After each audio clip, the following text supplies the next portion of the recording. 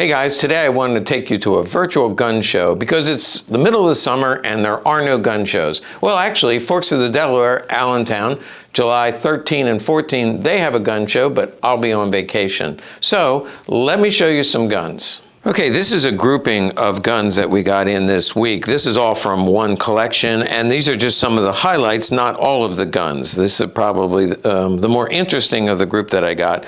Along with it, this week, I got a group of 5 Krieghoffs, and here they are. That'll be my next video. I'll do a separate video on these 5 Krieghoffs, and I'm sure I have some VIPs who are going to want to get first shot at all of those. Let's take a look at what we have here.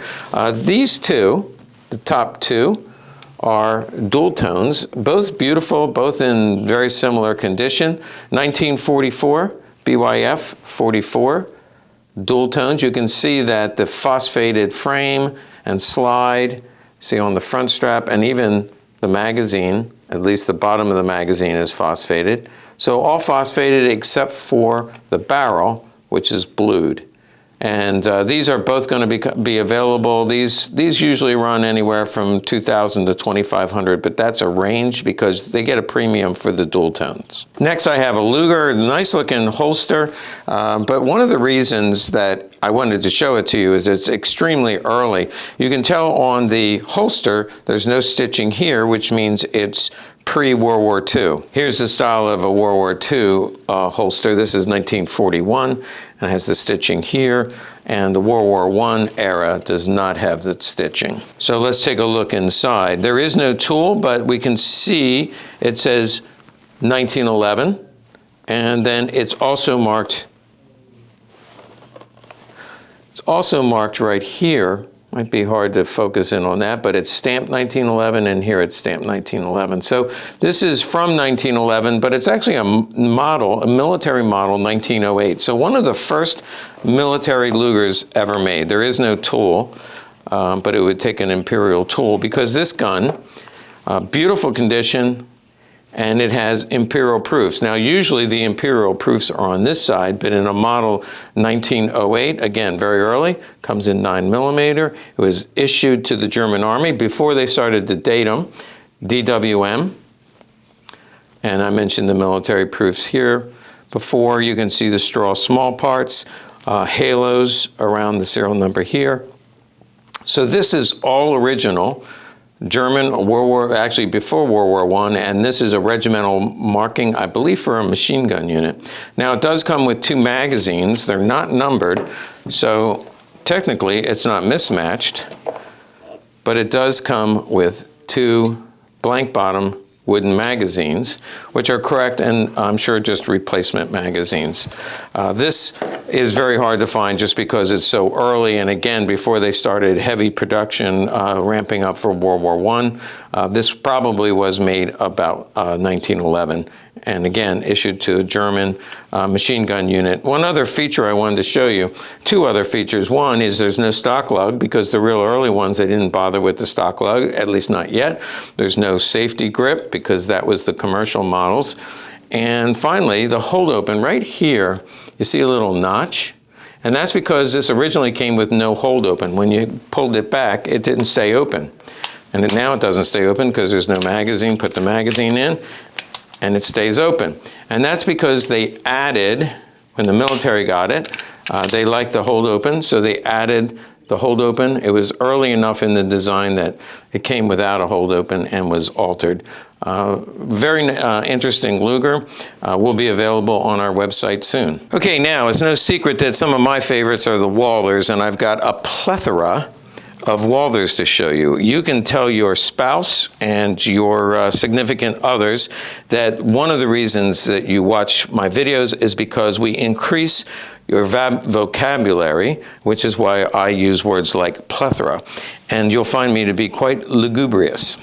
Now, here's one, just a beautiful gun, fire blue here. This is 90-degree safety, so it's early, pre-war, 90-degree safety, as opposed to 60-degree safety. On this one, you can see the difference, only goes down 60 degrees. This one goes down 90 degrees. This is a commercial gun, beautiful finish, little tiny scratch right there.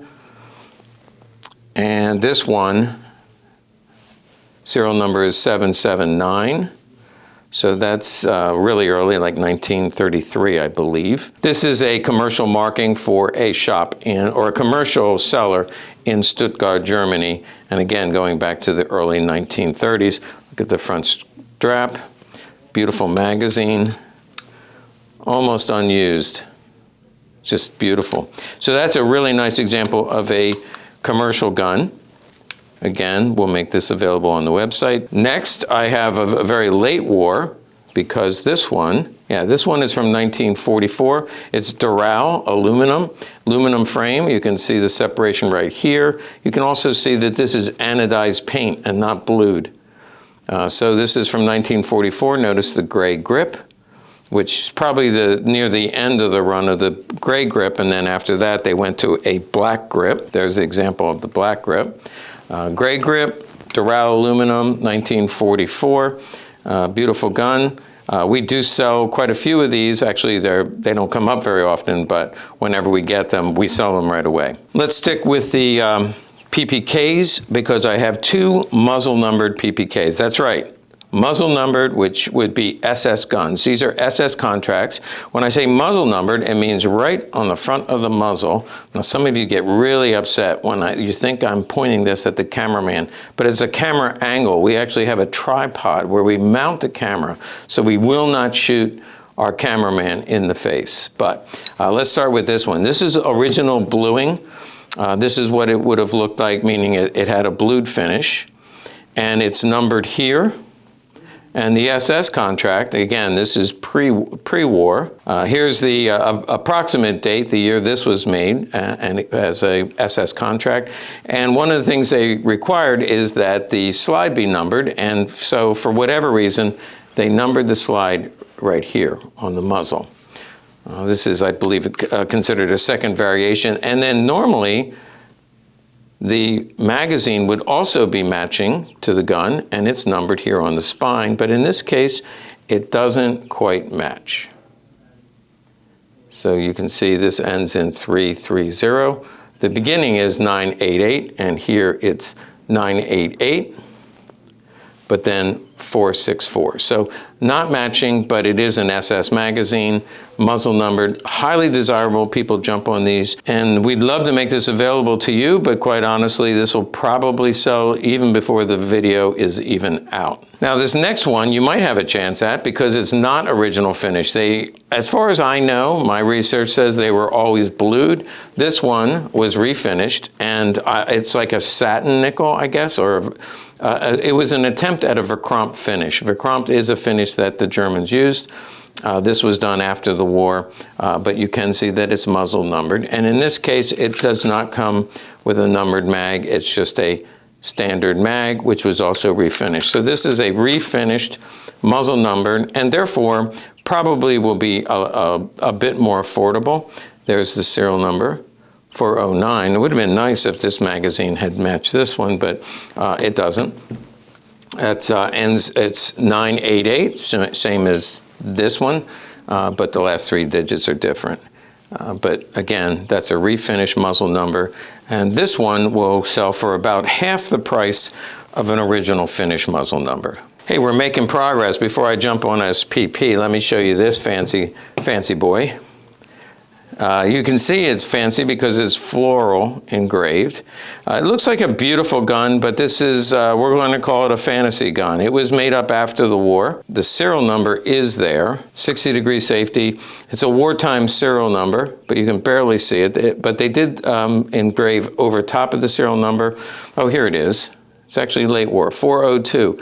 A late war gun. It was engraved after the war, and this is a post-war white grip. So it is one piece. It's post-war, so it's not original. It's not Walther factory original. Party leader grip. And then the bottom of this is a real magazine, meaning it is a Walther banner only magazine with a reproduction white bottom, reproduction party leader, and post-war engraving. So it's a display piece. It's something that you would show to people and they would ooh and ah. It would impress everybody in your family, except for somebody who really knew Walthers, and they'd say, I don't think that's factory original. It's not. but the price also reflects that. Okay, now I have 3 PPs here. The first one is a 22 caliber. I'm going to wipe it off. It's actually stunning. This looks like mint condition. You'll notice the fire blue here. The magazine is the 7-hole, which is an original magazine. This magazine alone is easily $500. You see the front strap near perfect, almost no wear. Back strap near perfect, almost no wear. If you want one example of a 22 caliber, and this is a wartime 22 caliber, eagle end here and here. On 32 caliber, it's here and here, but on 22, for whatever reason, they did the proof mark here and here. There's the serial number. I would call this 99% condition. And because of the condition, it would command a premium. Okay, we're going to jump from 99%. Isn't this a great gun show? Aren't you glad you came and you saved on gas? We went from a beautiful early high polish finish in 99% to a gun with no finish at all. That's right. From what I can see on this, it is end of war GI put together. You can see the separation right here, which means, and I can tell from the weight, it's very light. This is a Doral frame. So this is aluminum frame, no serial number, no proof marks here or here, which means it was never issued. This slide was in the factory in 1945, and so I believe all of these parts were in the factory at the end of the war, and so this is a GI put together gun. You can see it has wartime grips, and the magazine also is unfinished. Notice this is blued, this is unfinished. This is actually blued, the hammer is blued, the rest is unfinished. This was painted, which is interesting to me that they didn't bother with the finish, but they did paint that safety. It's 7.65, extremely desirable because it's a GI put together, all original aluminum frame and unfinished slide. This will command a premium and probably have a waiting list of people who would like to buy it. Next is a blued PP. It is wartime. You see eagle and here and here. And this is also an SS gun. You can tell from the serial range. SS gun 193635. So it's numbered here, known SS contract, and then it's also numbered on the slide.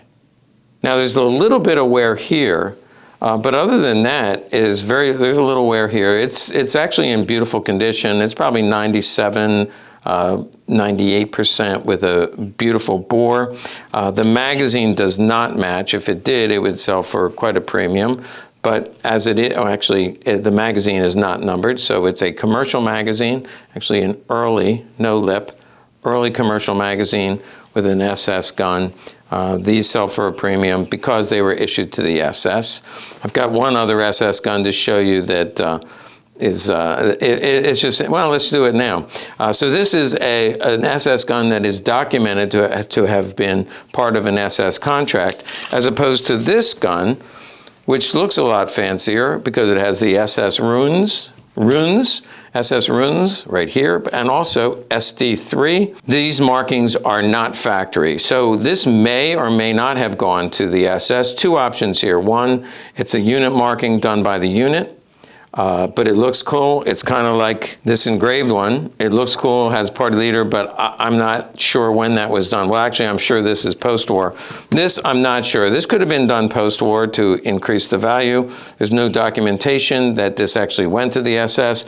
It is late war. Could have gone to the SS, but we can't prove it. This one, we know went to the SS, and this one, we're just not sure. Both of them will sell at a premium just because of the possible SS connection. Let's do another P38. Here's what I like about this one. And again, I just picked out guns that are interesting, unusual. Look at the serial number, 18Q. So this is a 2-digit serial number, very hard to find, 18Q, all matching, beautiful condition, BYF 44.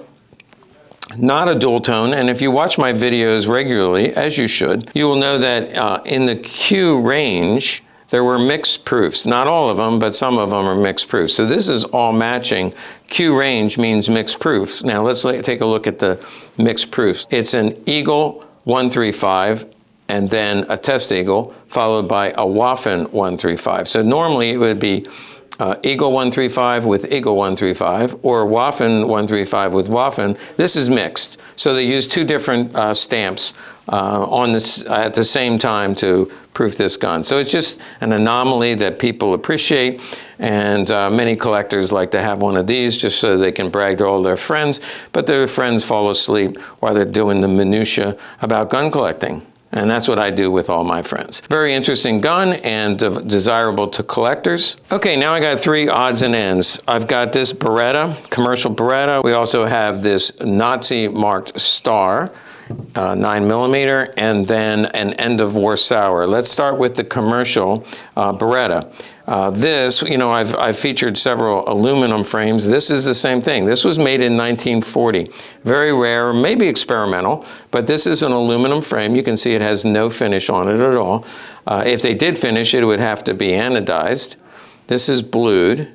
This is marked 1939. But the gun was not issued until 1940, and I believe these are commercial proofs. Somebody out there who knows more about Berettas can weigh in. There's the serial number. It is matching. Aluminum frame makes it very rare, and this would be very desirable to collectors. As far as I know, this is the only one I've ever seen that had the Doral aluminum. So I'm sure it was experimental at the Beretta factory, and not too many of them known. Here's what the magazine looks like. And these came in 7.65.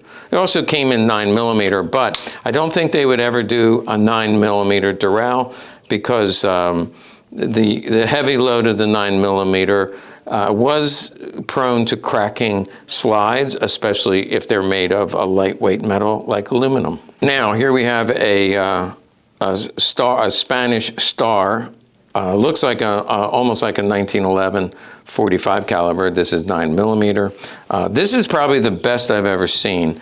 Front straps, beautiful. Everything on this is, I'd say the finish is like 98, maybe to 99%. One of the best I've ever seen, and I don't think it'll last long. There is the Waffen proof, which is right at the end of the tang, and because this is in such good condition, it will sell at a premium.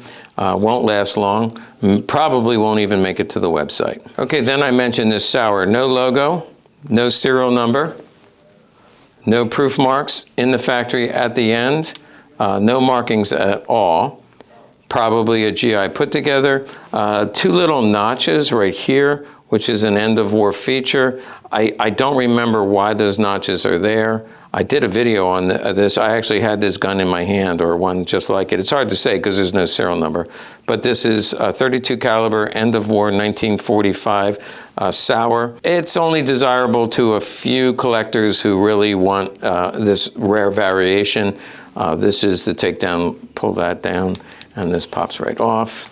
And inside, it's not numbered. It's not numbered inside either. So inside and out, no proof marks, and no serial number. So for the late war collector, and we already had a few pieces, this with no serial number, probably brought home by a GI, and will be interesting to a late war collector. Okay, three more guns, virtual guns for a virtual show. This one has a little bit of wear, but you'll see it is a KU. KU, there's different theories about the KU, but they believe it was put together by an Arsenal or by Krieghoff.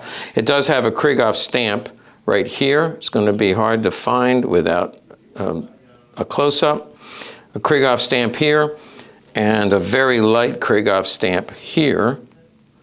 And the theory is that these were put together from parts. It definitely is a parts gun from the Mauser factory. In this case, it's a 41, 42 date, which is possible, but the rest of it is just put together from parts. And the final assembly, I believe, was by Krieghoff, and they put the final stamps here and here. But other people say it was done at another Arsenal. Whatever the case, the KU is a very desirable collector's gun. It's also assumed they went to the Luftwaffe, that all of these went to the Luftwaffe after 1942.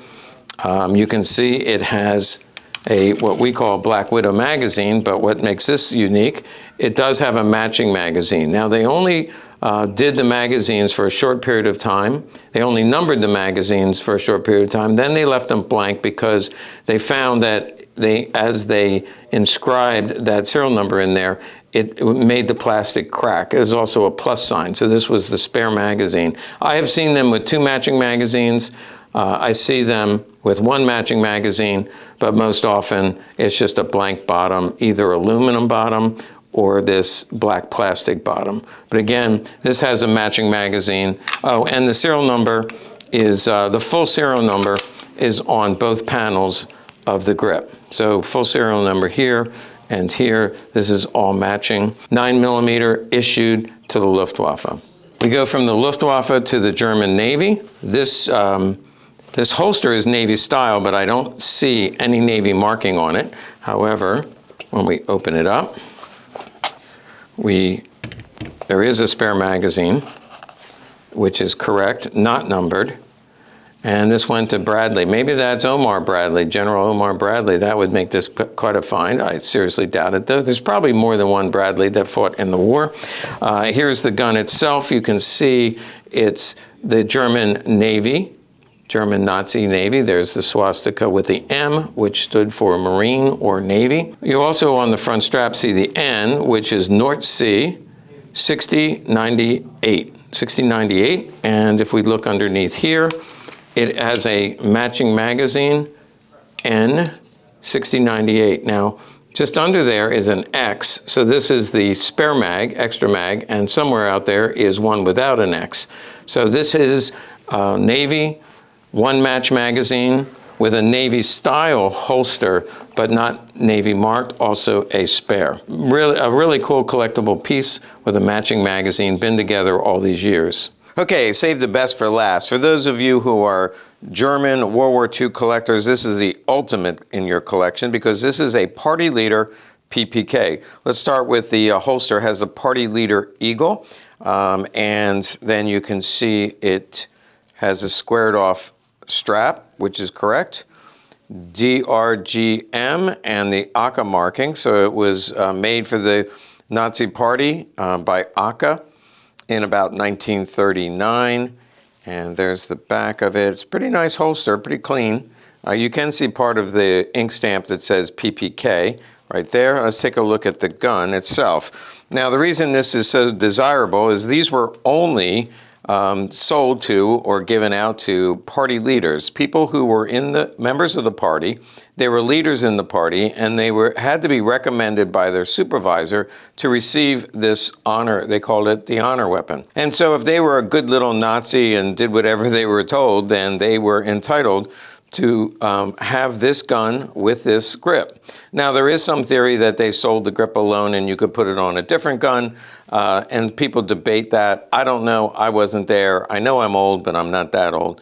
But this, however, is the party leader grip on a Walther PPK in the serial range of about 1938. So that's all correct. Now, what's different about this one, because I recently sold a couple of these, and they were between $15,000 and up over $20,000 per gun. But this one, however, is going to be significantly cheaper because it's slightly worn. You do see the wear mark there, which looks like holster wear. You see holster wear here, you see holster wear here.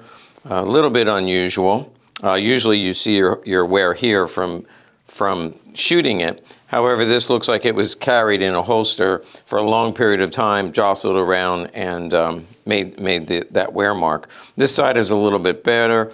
The fire blue is almost completely gone. If we look at the grip itself, which this is the most expensive part of the gun, it can be $2,000 for just the gun, but the grip can be $8,000, $10,000. This one, however, has a repaired crack right here. And also, it's worn. The diamonds are not sharp anymore. They're worn down.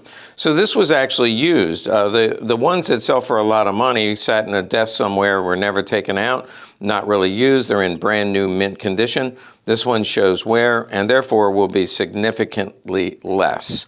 It does have the proper magazine, Walther banner with high polish, finger extension. This is all correct, and this will be sold as a complete rig.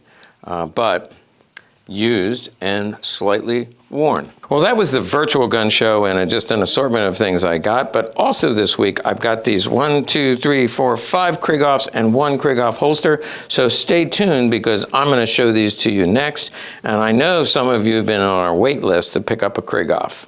So stay tuned, make sure you like and subscribe to our channel, maybe you'll get a shot at one of these.